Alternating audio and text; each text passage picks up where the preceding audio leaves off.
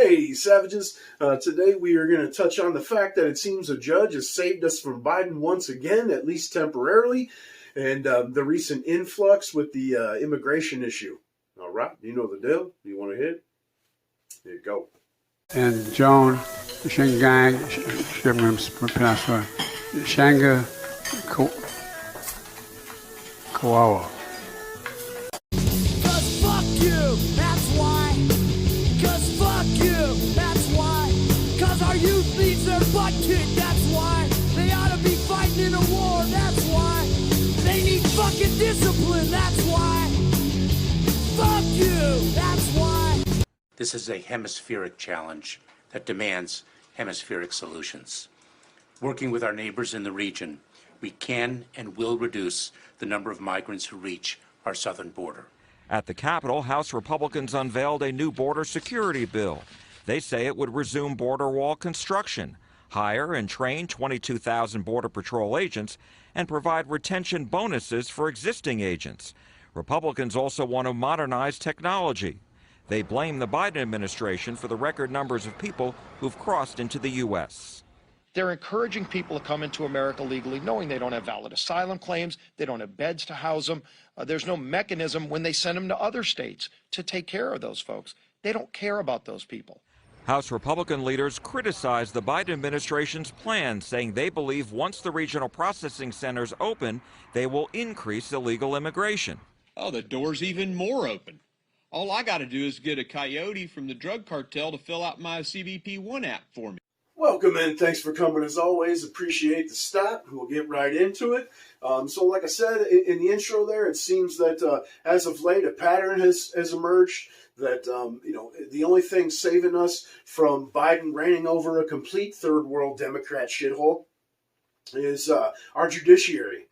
Right, so in the closing hours of Title 42 last Thursday night, a Florida U.S. District Judge, Kent Weatherall, blocked the admin's push to grant a parole policy to these illegal border crossers, right? Which is basically after initial process, you get pushed into the country on the promise that you're going to come back for your court date, right?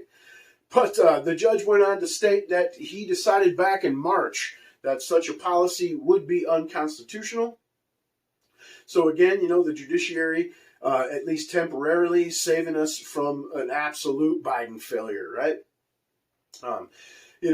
So after much debate on whether, this policy or their open border as a whole was reality, numbers have surfaced stating that an estimated 6 million people have crossed the border since 2021, and another 2.3 million expected in 2023 alone. That's not an overwhelming or, a constituent changing number at all.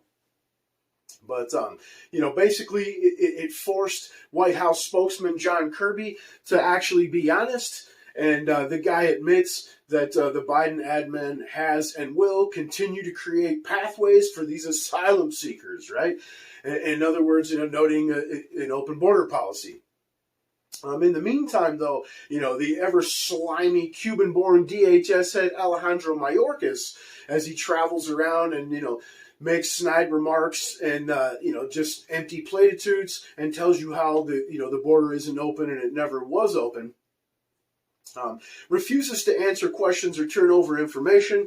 It's just the talking points, platitudes, and refuses to talk about the cost to America or the taxpayers as a whole. And, again, takes this globalist worldview that America is just, the world's economy where foreign workers can pour through the borders regardless of the cost to taxpayers and, the economic needs of the country as a whole.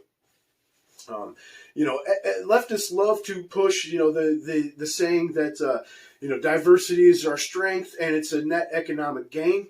But as you can see, a map here that shows, comparison to the cost per state versus the tax revenue, it is an obvious net loss in the billions, right?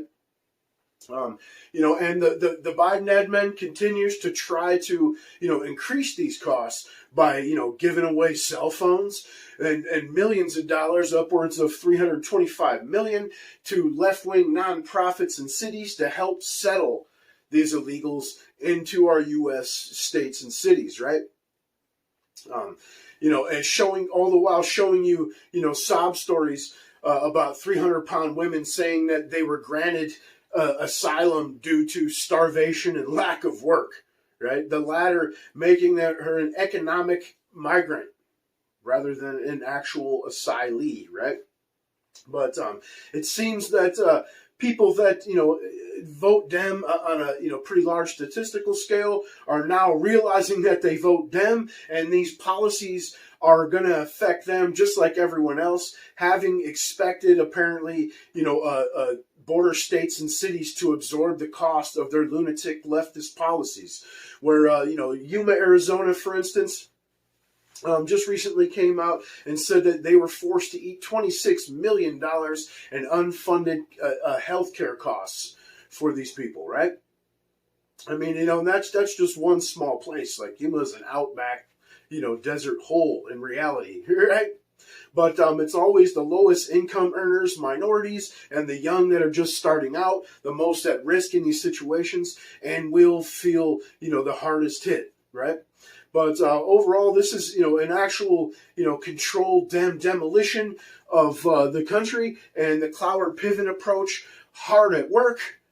So welcome to, the Democrat hellhole, or AKA the United States, California, right? But you guys come on, argue with me over the subject, tell me I'm wrong, or just come by to tell me to fuck off. But please like, share, subscribe, much appreciated. Smell you later.